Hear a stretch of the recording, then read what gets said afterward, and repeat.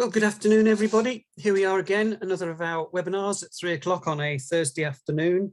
Well, I don't know if you're anything like me, but we're sitting here now thinking around that we're in that strange period now, aren't we? That strange period of Halloween is behind us, the midterm break is behind us, and yet Christmas hasn't quite just started, although it's starting to emerge in shops. Certainly being out at lunchtime there's very much evidence of it around.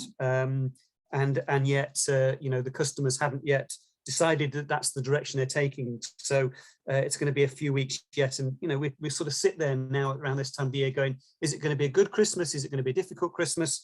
Where are we at?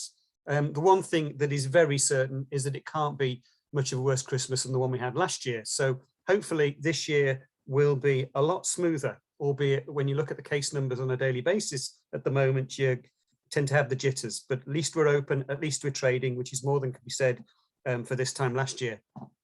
Anyway, the title of today's webinar was, has COVID changed family shopping for good? And we've two ladies here who are going to give us a bit of a presentation. The first is Lynn Carr from Customer Perceptions, who's going to talk for about 8 or 9 minutes around their business, around mystery shopping. Lynn is she's no stranger to retail excellence, having done a lot of mystery shopping with us in the past, and certainly during the course of this year. So I'm sure she'll go into that in a minute. And the other speaker is Jill Holtz, who is with ParentsandBrand's.com and MyKidsTime.com, and again, somebody that you may be familiar with. So welcome to you both, Jill and Lynn. And Jill is going to be talking very much about what parents are saying about retail and shopping. This incredible demographic of parents that we really need to take a lot of notice of, because certainly mothers in particular hold the purse strings in many families, and I'm sure a lot of will come out on the course of today. So anyway, enough of me. I'd like to introduce Lynn. Over to you. Thanks very much, Duncan. So just going to share my screen.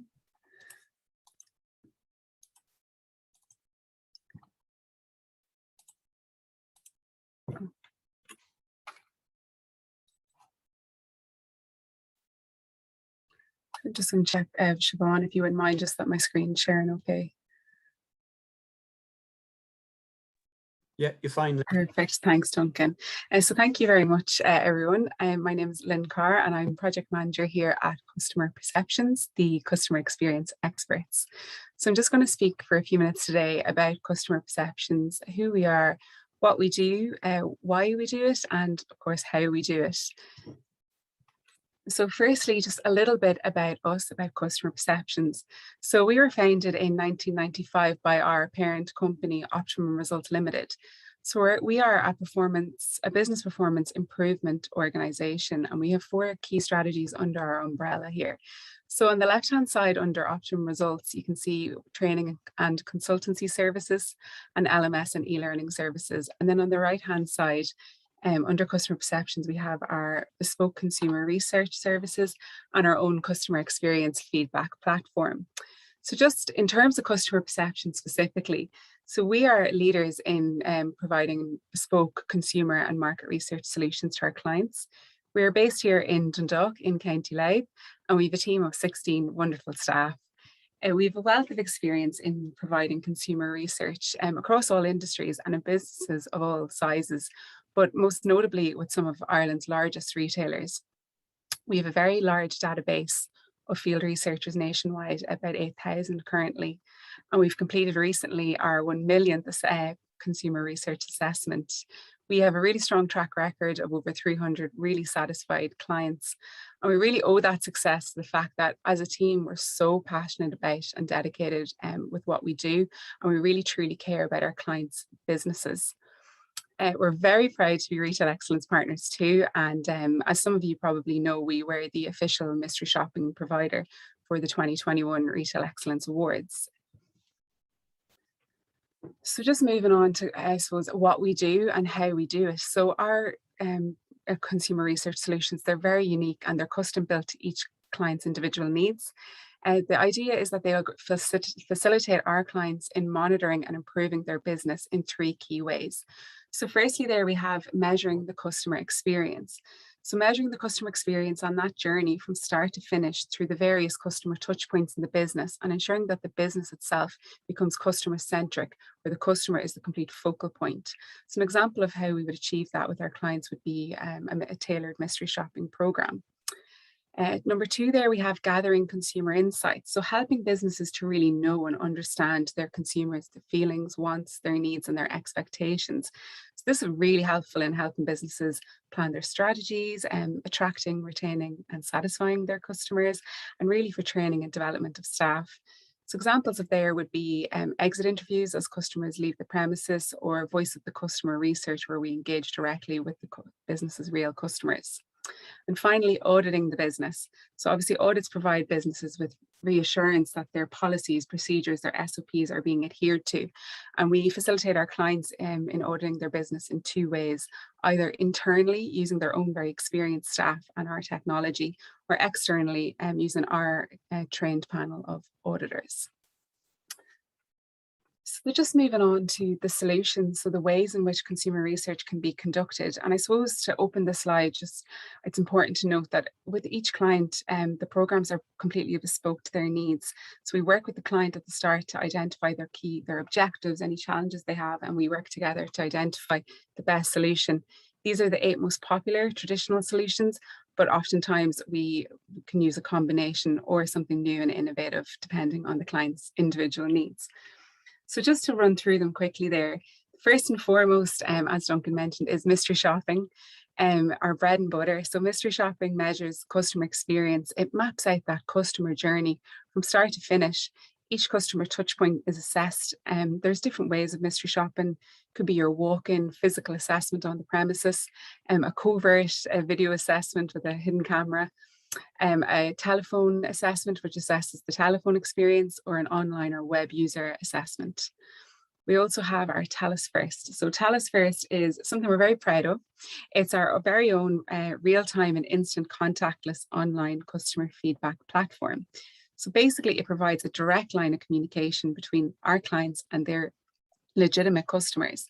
So it gives customers the opportunity to let clients know the reasons for their satisfaction or their dissatisfaction before they go out and tell the world. It gives you an opportunity to rectify any issues. Our audits, as I said, we've state-of-the-art auditing technology, which is used in 2 ways, either internally by the client's own trained and experienced staff, externally third party using our panel of auditors. I'm sure we've all been there. We invest a lot of time and money into ensuring that we have SOPs, our policies and procedures are up to date, but audits just provide us with that reassurance that they are being adhered to and implemented correctly across the board. Voice the customer, VOC research, or CSAT surveys. So your voice to customer research is a very in-depth process of uncovering your customers, their wants, their needs, their feelings, and their beliefs. Whereas CSAT surveys are our customer satisfaction surveys, determine how well we're meeting or exceeding our customers' expectations, both of which have absolute merit and can be done either face-to-face, online, or via telephone. Then competitor analysis. I know we are not alone in knowing that we are dying to know what our competitors are up to. And that's what competitor analysis does. It gives us an opportunity to get invaluable insight into our competitors' performance, their strengths, their weaknesses, their processes, and their service levels. Basically, it gets us ahead of the competition, which we all want to do. Social media monitoring there, so that gives gives a business social media intelligence. So it centralizes all online reviews across all platforms, Google, Facebook, Twitter, centralizes it onto one platform and allows us to monitor our social media activity, our presence, and our performance, how quickly we're responding to reviews, how accurate our information is across all the platforms.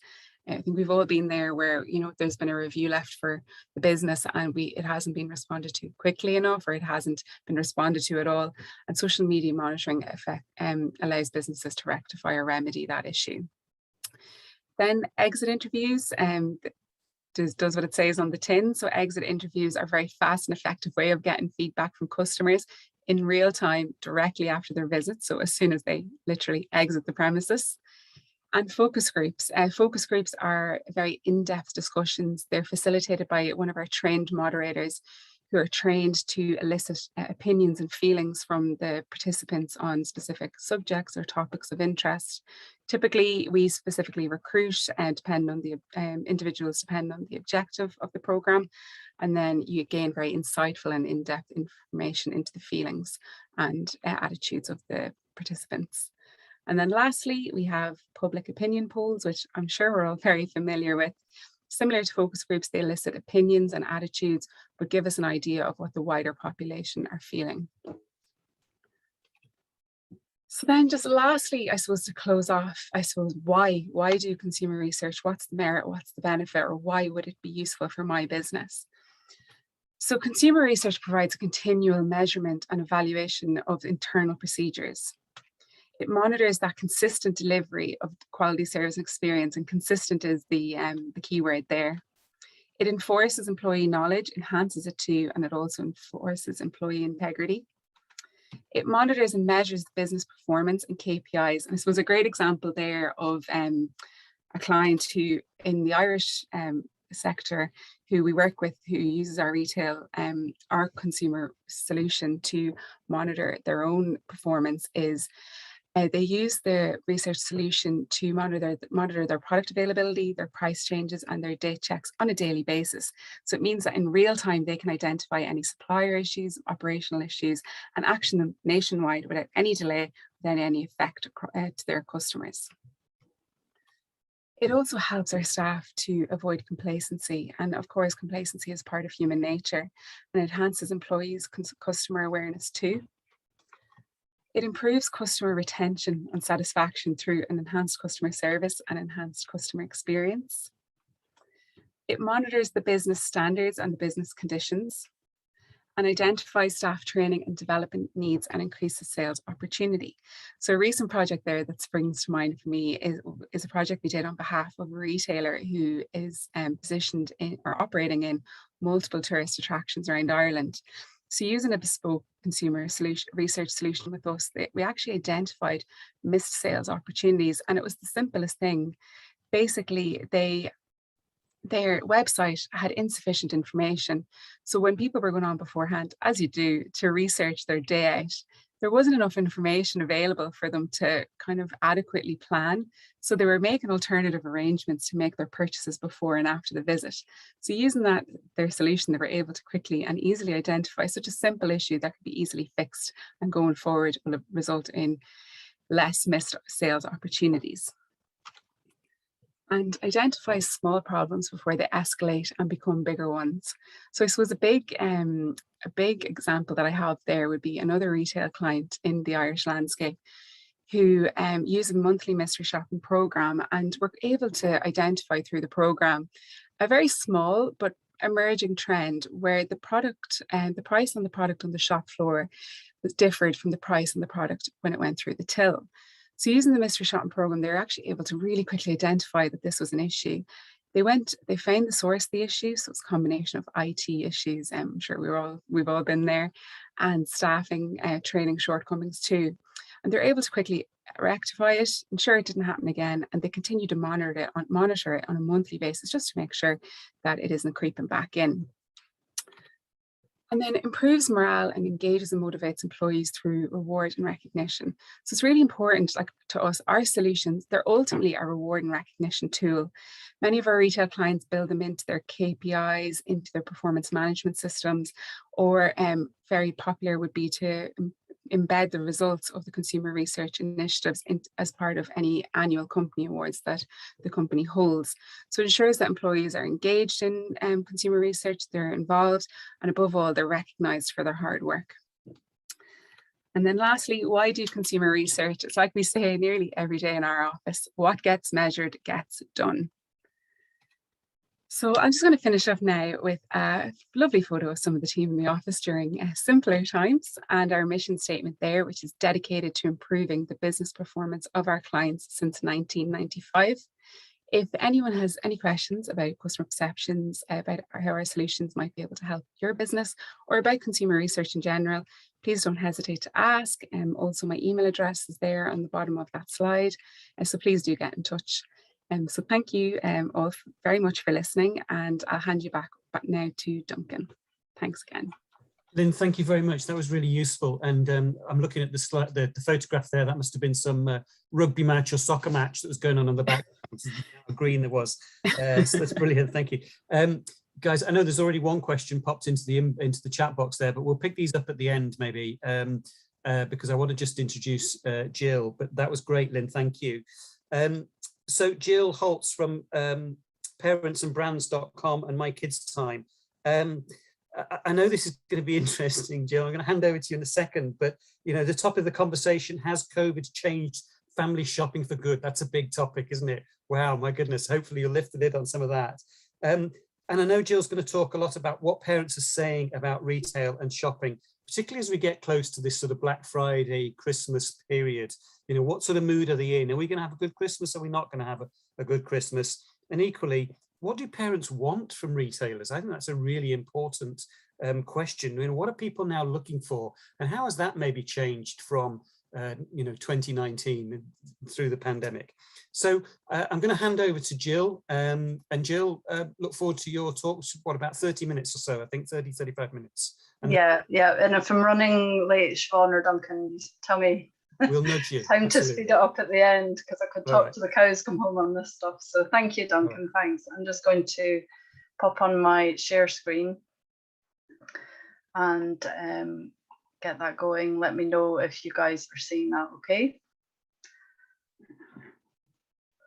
Does that come up all right? Perfect, Jill. Yeah, that's perfect. Good stuff. Yeah, so thanks, Duncan and Siobhan, for inviting me today. So I'm going to tell you some insights from parents about shopping and retail, as Duncan prefaced.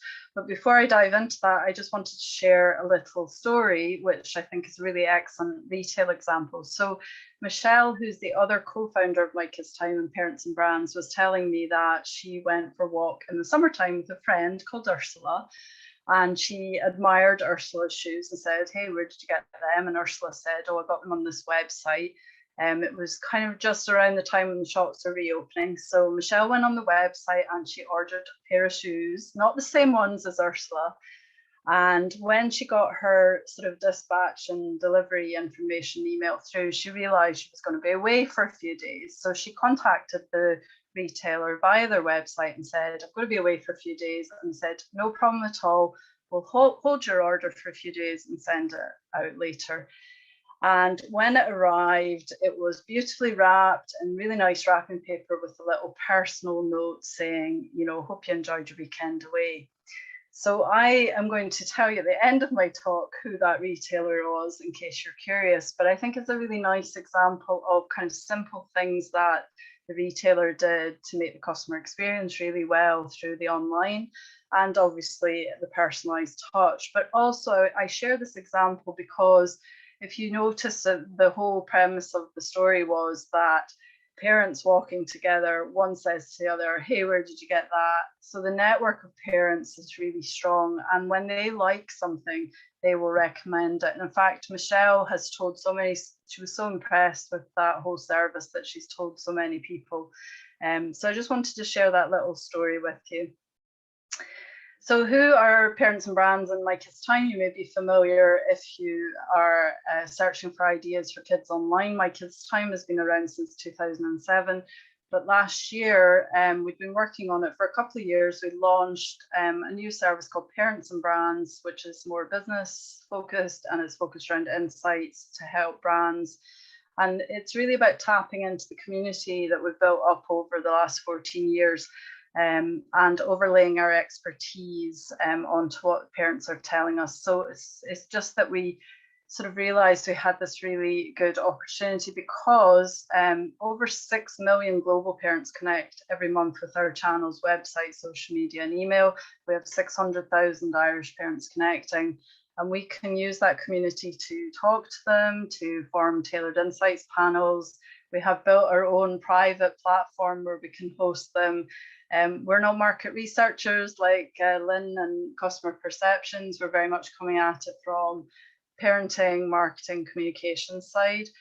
But because of the type of content we publish on My Kids Time, it's not clickbait celebrity stuff, though more useful tips, you know, improving family life, basically. That means those parents are very kind of researchy already, and they literally give us daily feedback. They reply to our My Kiss Time emails, they tag us on our social media, they direct message us all the time offering their opinions. So we wanted to tap into that. And I think what's important is parents want to connect with brands. They want to help improve products and services. We also have a really high level of trust, which helps us to have these conversations. I don't know if people are familiar with User Needs. They're a partner of ours. We've used them for a number of years. They do kind of usability surveys on websites. If anyone wants to find out more about them, I'm happy to talk offline about and introduce them. So basically, they benchmark your website against other websites. And one of the questions they ask is this website trustworthy? And so we can genuinely know that parents trust us there. So that's a bit of background about us. So as I mentioned, we talk to parents regularly. We run insights projects every month where we're talking to parents about different topics of family life.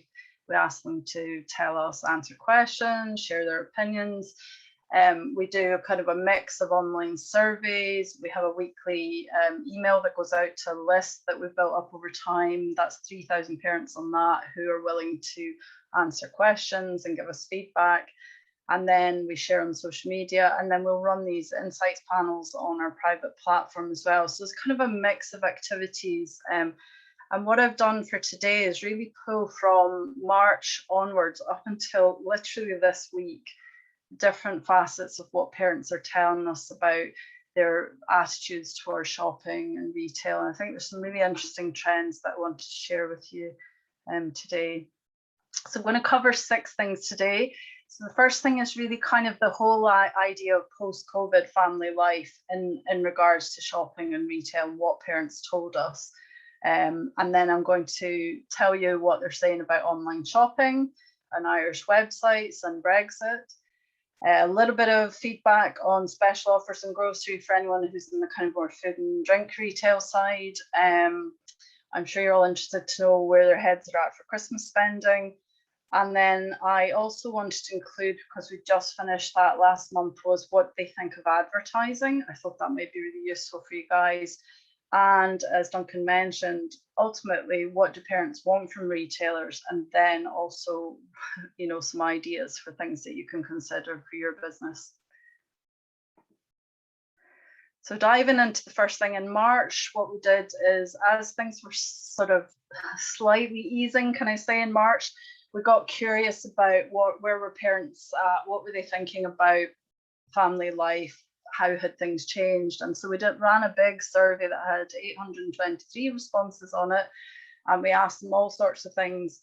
And part of that was about shopping and spending and saving. So I've just pulled a little bit about that. So bear in mind, this was in March, but I think it started to show some interesting trends in the way things have changed. So on the left, what do you plan on spending post-COVID?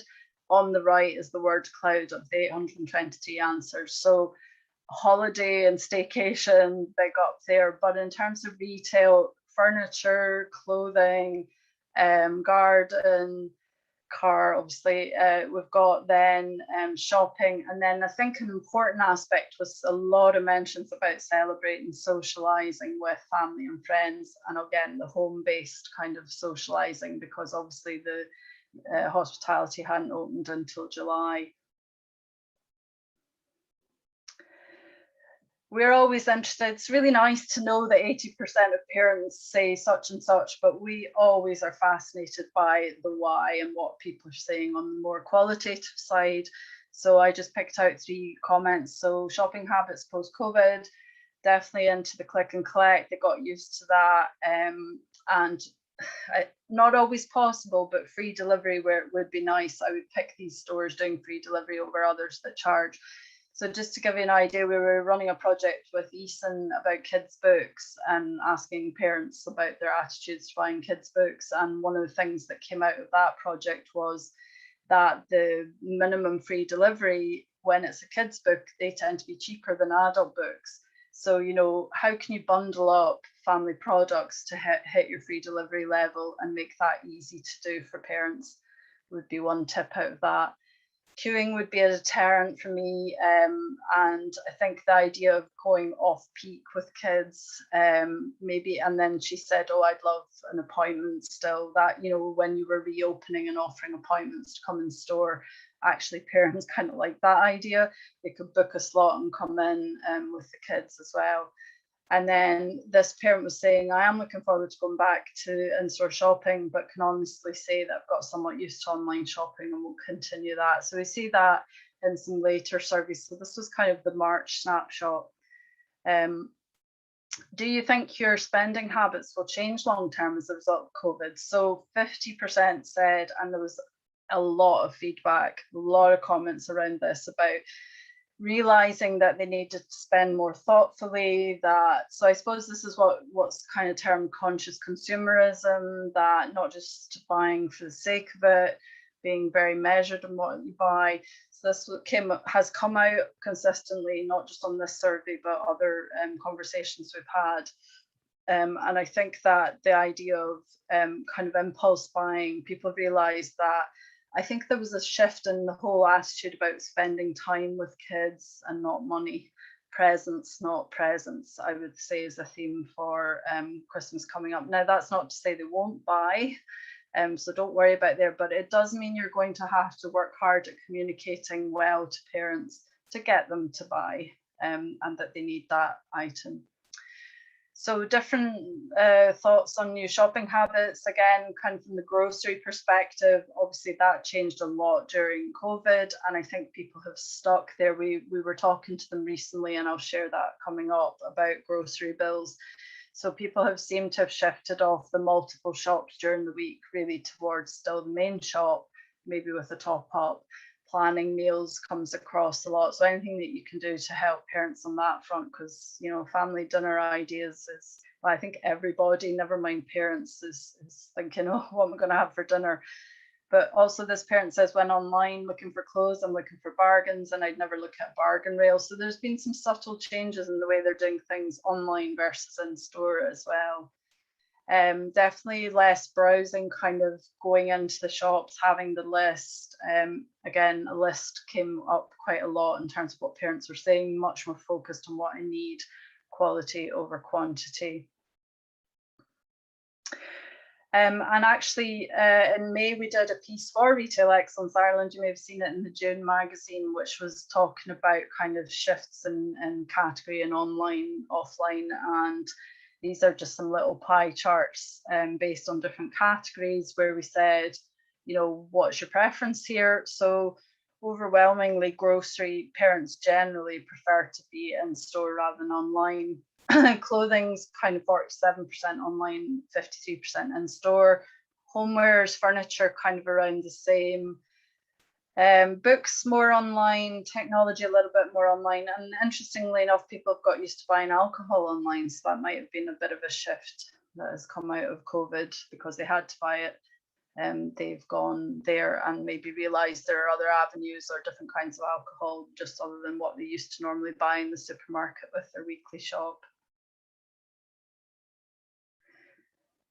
So that's kind of the early sort of coming out of COVID and thinking about where they're changing. And the next area I want to cover is shopping online and Brexit. So we've been talking to parents quite a lot about this.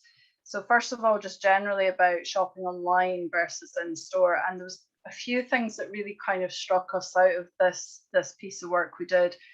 They don't know what they're getting online as easily. So what does that mean? It means you really need to present your products online well. You need to have as much information about that product, many photos, even a video, if you can have a video of the product in use, just so that people can get a much better sense of what they're getting if they're buying online. Because obviously in the shop, they can check the quality of the fabric, etc.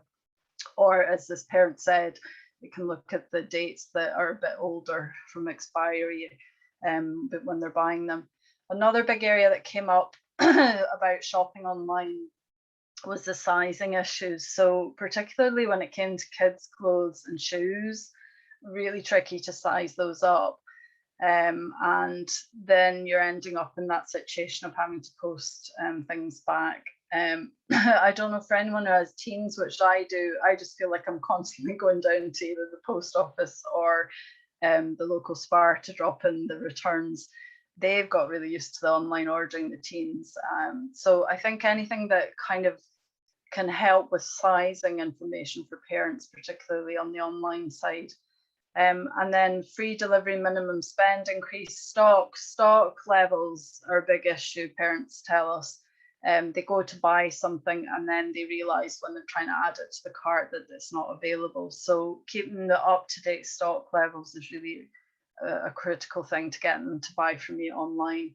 So those are just some feedback about shopping online.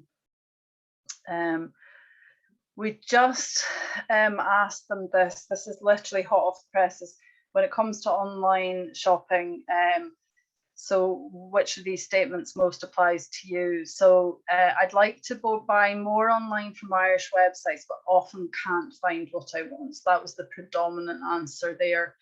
When I can easily find what I want to order online. So it's quite positive about Irish websites, but there's definitely a bigger cohort who can't find what they want. Smaller cohort, then I found other EU non-Irish websites to order online since Brexit, or I order as much online as I always did. So Brexit seems to have had some impact in that people are trying to buy more Irish, but if they can't find you, then that's an issue, obviously. So some thoughts on shopping and Brexit. I definitely make more effort to buy Irish now. Again, we've consistently seen this across different surveys we've done and different panels that we run, whether it be about buying food or clothes or other goods. And this mum saying, even if I could save money buying from the UK site, delivery is so much better, quicker if it's coming from within the country. That being said, if I wanted something that was only available, I wouldn't hesitate to buy it, even if I do have to pay tax. Some UK websites still not delivering to Ireland, so I've had to go elsewhere to get what I need. Irish retailers aren't very visible. You really need to search for them and what you want to be able to support local. And then this mum is kind of talking about, I would avoid anything UK based now unless they're the only ones who can provide the product, then I might look for it on Amazon. So Amazon still is there, unfortunately. So in order to compete with Amazon, again, it's all about making your website presence as good as it can be. Again, hot off the presses, so this is good news. Once they find you and they're on your website, what's your experience buying? Mostly positive or no complaints. So you're doing well once you get them on. Sometimes good, sometimes bad. And the really good news is nobody voted for generally poor. So that was really good to see. So it's just the finding of the website, I think, that might be an issue. And I think then we were just going to put up a little poll actually on the online presence. Siobhan, are you popping that up? Yeah, I'll pop it up now. Just to take a minute to sort of see about your online presence. So just curious to see, do you find your website being found easily online? Are you aware of that?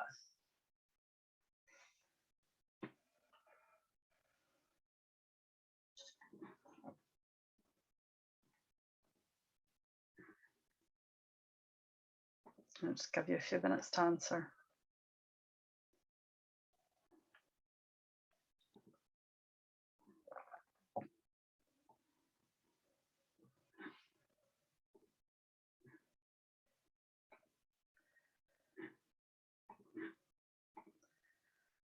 So Siobhan, I'm not sure where to see the results. Are you seeing those? Yep, I can see them. So 78% say yes, their website's being found easily, and 22% say not sure, they need to check. Okay. No one has voted for no, which is good. Okay, that's good. So a bit of work maybe on the ones who aren't sure. So it's always worth going to see, you kind of forget to do this, but going to see when somebody puts your name and your business name, what is coming up, what is the first thing that comes up on Google, and how are you being presented there. So just moving on, we also asked this week, literally this went out on that email list of 3,000 that was mentioning, what could Irish retailers do better on their websites? So Stock levels came up again, making sure it's quick and easy to see if they've stock, highlighting the products of Irish and the items will ship from within Ireland. It's not always obvious. Bit of feedback on giving different shipping options sometimes, and this is my experience myself, is I just go on and there's just one shipping rate. And I think maybe people would like to say, right, I'll have something quicker or something slower, and also give them accurate shipping times so people know when it's coming. And then this parent was saying, I find that lots of Irish retailers don't have reviews of products on their website. Reviews are very helpful for purchasing. Also, when it comes to clothes, I like to know what they're made from. This information is often overlooked with smaller retailers, same with ingredients for cosmetics and food. So it's about spending a little bit more time when you're putting products up, making sure that the information is as good as it can be. Sorry, I'm flicking back and forward here. So the next bit that I wanted to just share with you was some feedback on special offers in food and grocery. So I don't have as much to share on this because not everybody is in that sector, but I thought it would be interesting if you were. So, and I suppose it does reflect a bit on special offers in general. So we asked, and people could choose any multiple on this. So I only buy certain products when they're offered was kind of the most popular answer on this. I take them when I get them. Supermarket sends vouchers. Then the third kind of most popular thing was people shopping around to get better deals, stocking up when I see a deal or offer, deliberately looking for them. Not so many choosing where I shop because of the vouchers, and then a smaller cohort again using the app, or sometimes buying things they don't really need because on their offer. Or even the last one wasn't very popular. Deals or offers don't really influence my shopping. So that shows you that parents, in terms of anyway on the grocery side, definitely do like to get offers. But a bit of feedback is I'd like more specific offers. So if you are doing offers for your business, regardless of whether you're in food or not, is to make sure that they really are targeted towards parents. So sometimes I get sent vouchers for things I never buy. They see you buy lots of biscuits, so send me a voucher for that, like that one. Others are more generic and mostly on food, which is handier. I'm always looking for special offers and deals when doing the shopping. We meal plan again. That kind of meal planning has come out of the COVID, I think, because we were all at home for so long trying to decide what to eat. And if I spot something on discount, I sometimes change meals on the spot to save money. I usually look for offers on my staple products because anything else would be a waste, non-perishable there. So Kantar a few weeks back had said that the average big shop had gone up by €200. So we asked parents, is that your experience? And yes is the answer. So 70% say that their main shop has gone up in cost and has now stayed up. And then smaller proportions say it's kind of same or went up a bit and has reduced now. So the perception from parents is that food costs are rising. So moving on to Christmas, because that's our next big season, of course. And I just wanted to actually, while I was on there, make a point actually generally, and we found this always on the marketing side from my kids' time, is just to remember that parents do have slightly different seasons as well. Outside of Christmas, they've also got things like back to school and communion. So when you're planning your marketing to parents around seasons, you need to be going out way earlier to help them to do your marketing so that you can get your offers out in advance of that season. So, you know, in a normal year, communion, what is March, April, May time, you should be going out with communion stuff back in September, because as soon as the schools go back, they're saying this is when the communions will be taking place. People are buying their dresses early, etc. So that's just an example of kind of thinking about parents as a slightly different cohort from maybe other segments, because they have these specific to them seasons that they think about. But like everybody else, Christmas is important to them and Santa's important. So we asked parents this year, and this was about a month ago, thinking about spending for Christmas, which of these do you plan to do? So 42% said spend as much as always, But a good cohort then said, actually, we're going to buy less and we're going to spend time rather than cash, or go more with green with the spending. So those again are reflecting, I think, those earlier things we saw from parents about more conscious consumerism. There is a bit of a shift towards, again, the wish to buy more sustainably and things that are packaged more sustainably as well. So I think when you're thinking about this and how you're going to attract parents, it is a message around value and quality on products and services, because if they're going to buy less, then you want them to spend with you, and how are you going to attract them to you? So here are just some of those quotes. And a lot of parents as well are saying that they're buying early because of, they're worried about, particularly for Santa presents, that Santa doesn't get left behind. So definitely won't be buying as many things. Feel family time. So again, considering that trend about family time together, is there anything that you can offer in terms of your social media content, your marketing content, or indeed things that you sell that are towards that family time? Last year we focused on buying Irish, and we'll try to keep some of our gifts Irish made this year. We'll not be leaving it until December though, in case of supply issues. And then this parent is talking about the bigger gifts and the kind of Christkindle idea. So again, very popular idea that a lot of family do together for Christmas is the Kringle. Can you tap into that? Can you offer ways of ideas for that and gifts and things in that category? We asked them then for the Christmas shopping on that survey, are they going in store, are they online, or a mix? So 70% said mix. So I think this has really changed since COVID. Most parents would have gone and done a lot of in-store shopping for the Christmas shopping. And only 10% are saying they're mostly going to do it in store. So it is really that hybrid now of the way that they're shopping. They're going to pick some things up in store and some online. So I mentioned that we had just done a piece there in September, which is all about parents' views on advertising. We thought it'd be really interesting to ask them what types of advertising they like, what they don't like, etc. So I've got a couple of snippets to share here. So we asked them, we gave them a list of different types of ads, and we said, which of these would most influence you to go and either go in store to look for a product, say, or go onto the website to search for it? And reviews or testimonials came top. TV ad, radio ad, out of home, and magazine ad then were the same. And bottom of the list, in case you're curious, were display banner ads and pop-up ads. They said they really don't like them. So what they're really saying is they prefer the less intrusive types of advertising in terms of awareness and activation, particularly for activation. So we found this was really interesting.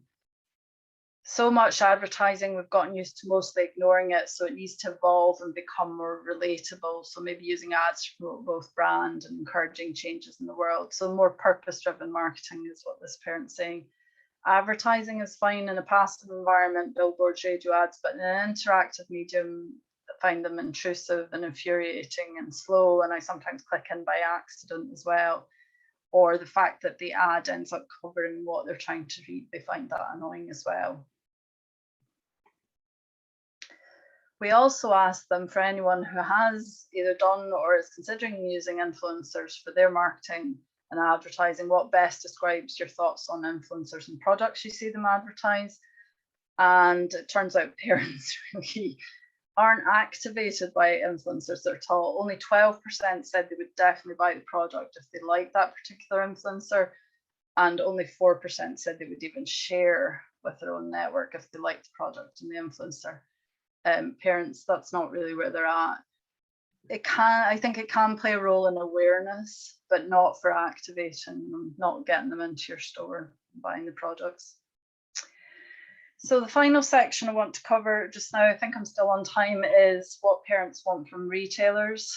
So this is just basically a list that came out of all of the different things that we've been talking to over the last 8 months with parents. So some of them I've already mentioned and you've seen them in quotes. So I've kind of separated them on the left into the more online, although some of those things could be carried in store. So product reviews from other parents. They really would like recommendations. What do you mean by that? So if they're not very familiar with a category, they'd like to know what are the top 10 ideas in that category. That could be like cocktails. If you're selling drinks, here are 10 ideas, recommendations. Grouping and bundling of products. I mentioned that Easton example to hit free delivery, but again, just kind of from a time perspective, saving time for parents is a winner. Up-to-date stock, better sizing, we've seen that. Better search and filtering came in through a lot as well. Just when you're on the website, being able to find what you need on the website, finding your website easily. So we've talked about that. More click and collect, easy returns, quick refunds, free delivery. But then I think what's more interesting, they also articulated some things on the in-store side. So the possibility of in-store appointments, they'd love that. Parent and child shopping times. Anyone who has a kid knows that if you go shopping and the child decides they don't want to be there, it's a bit of a nightmare. So part of that was related as well to the fourth one on that side, which is child and family-centered customer service. So that's about understanding that if parents are in there with kids, you know, what can you do there? So a really good example is what supermarkets have done with the tiny shopping trolley for the kid, you know, just something that engages the child while they're in that experience. Interestingly enough, wishlist came through here. So it's not quite like online click and collect, but the idea that, okay, we're going to need to go uniform shopping.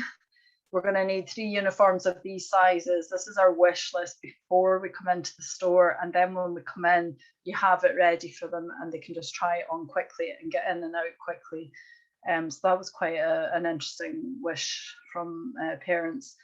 Generally, they would love ideas and inspiration, relevant, targeted and timely offers. Definitely more earlier communication. You'll see in a couple of comments in a minute, more Irish made, and they do like reward and loyalty. That definitely came through again. So just what do you want from retailers in the run up to Christmas? If shops are going to do discounts, money off, I think offers should be sooner. Most people I know are looking to be finished Christmas shopping in the next 2 to 3 weeks, including me. And then she's talking about bigger buys online and that she understands, you know, delays in deliveries. This other parent was saying, I'd actually love if they stocked some of the fantastic, amazing small Irish business products. I can only buy a lot of these online directly. Would love to see more of them in stores. Have a dedicated Christmas section. So again, from a time saving perspective, just being able to go in and out quickly for a parent is really important. So just kind of recap some of the main trends that came out of all of this, talking to parents. Conscious consumerism, huge appetite to buy Irish, so that's, you know, great, and to buy from Irish retailers. Key areas of spend would really be around homes and gardens, still on the celebrations. You know, kids' parties just fell away last year, so that's going to be kind of a big topic next year, hopefully, if things can get better again. Christmas food, toys, decorations, and I think I mentioned this before, family time opportunities. So looking at products that are about spending time together. Continuing, they do want to continue with online, and they did like say, I want to get back to shops, particularly for clothing. They want value and offers, less intrusive advertising, etc. So I'm just going to fling on to just some recommendations, really, which we hope would be useful for you. So communicating value and quality to parents, that's going to be the key to getting them to spend. Making it as easy for them to transact with kids and to advance bookings, click and collect, etc. Just making sure your online presence is the best it can be so they can find you there. Retailers, you know, you just need to keep talking to parents to understand what they want, what services to continue with, what new ones to offer as well. Sizing of clothes, if you're selling any kind of clothes and shoes, making sure, how can you help parents pick the right size to avoid returns, basically. We've seen a strong emphasis on the low-key Christmas at home through that conscious consumerism. So any content and products that promote that family time together are going to go down well. And again, because values have changed a little bit, everybody's changed a little bit because of the pandemic. You know, you do value your family. Is your communication aligned to that shift as well?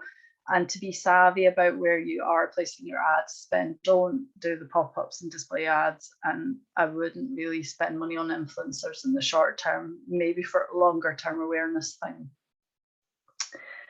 So just some final thoughts then. Small businesses tend to leave shout outs until December, whereas if you want to fully support Irish for Christmas, you should be hearing about those businesses and settlers from September onwards. Parent and child shopping time would be amazing. I hate the look some people give you when trying to get shopping done with kids if they aren't in the right mood. I try to support local retailers, and I'm also looking to buy more sustainable, environmentally friendly products. And then a couple of final thoughts. Well-managed car parks. So if you're in that situation and can help manage that in the run-up to Christmas, and offers will be a great help. So this year, above any year, vouchers will be a great help. So money off a certain spend and free delivery will be making a difference to people to get them to shop more this year. Yeah, so this is just a little snapshot of who we've worked with on different projects, and the retail side has been Easton, I mentioned, Skillbooks.ie, and some other product-based companies as well. So I said I would reveal who the retailer was for the shoe story, and it was actually Oh By Gum, who are based at the Courtyard in the Clifton Station House. And I just thought it was such a nice little picture of the note. Dear Michelle, we hope you enjoyed the weekend away, and a big thanks to Ursula from us, because Ursula was the person who had shown her the shoes in the first place. We hope you love these beautiful shoes as much as we do. Really, really excellent retail example, I think, there.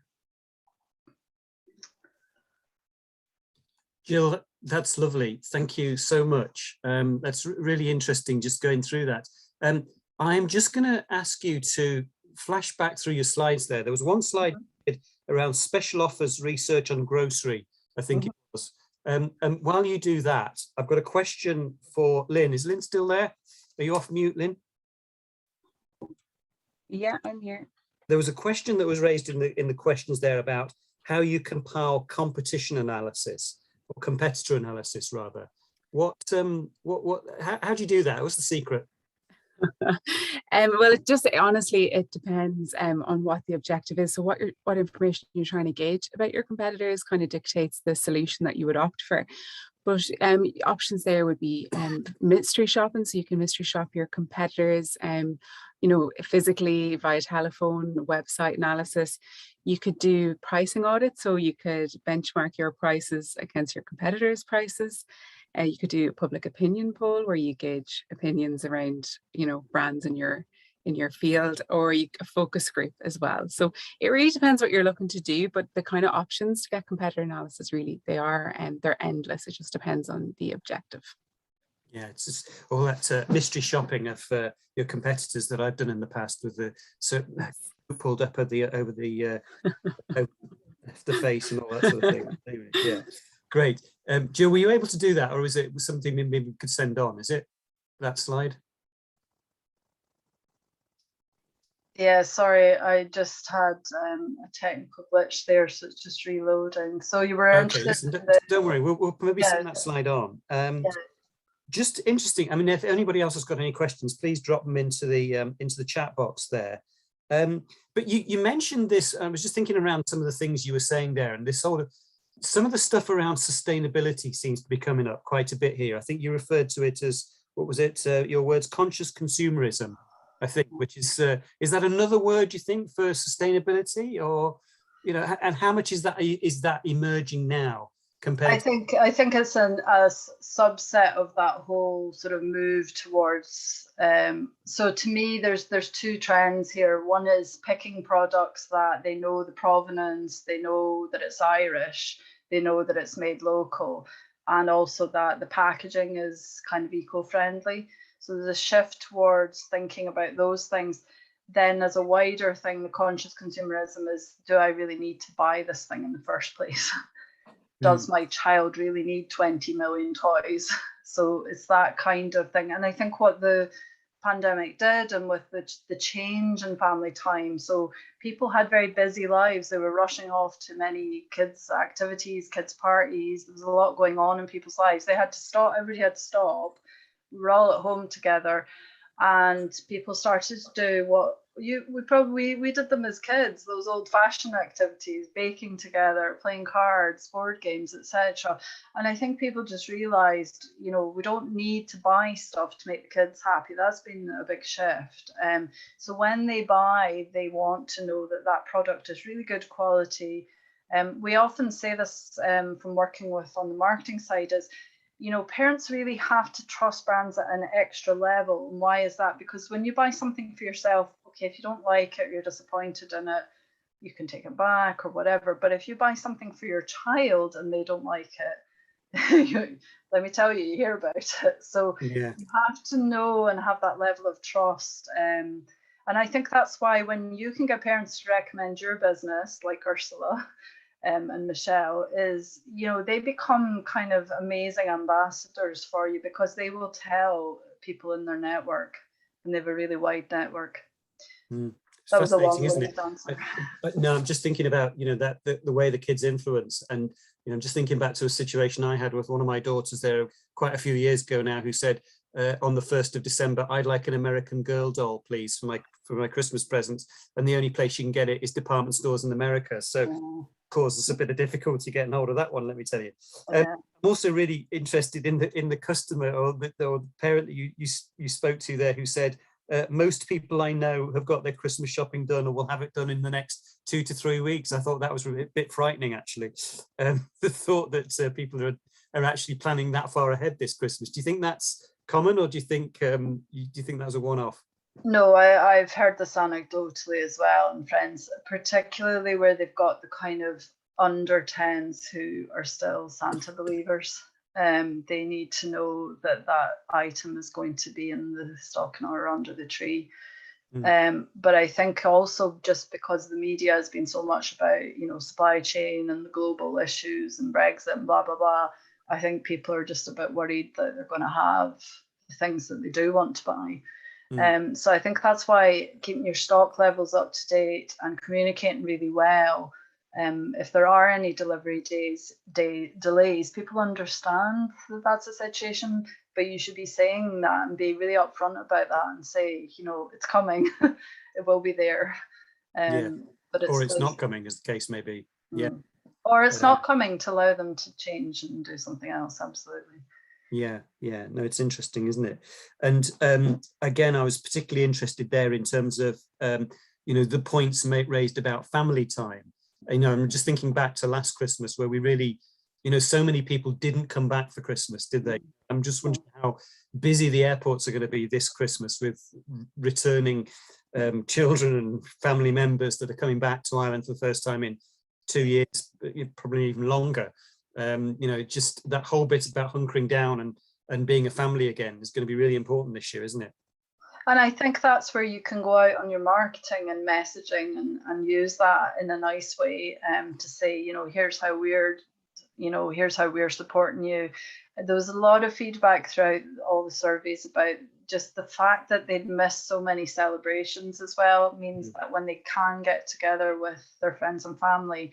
So, you know, what can you create to enhance that experience again? I've seen some really good ideas. I mean, obviously we saw the restaurants pivot towards like meal kits and things, but yeah, thinking about that. We're now starting to find your line is breaking up a bit there, Jill, or it might be my line, but anyway, we've come to 4 o'clock. That's been really interesting, to Lynn Carr from Customer Perceptions and to Jill Holtz for her presentation. My Kids Time, ParentsandBrands.com. Thank you so much. Very interesting, and thanks to everybody that logged on today. And we'll talk to you again next week. Thanks a million. Bye for now. Thank you.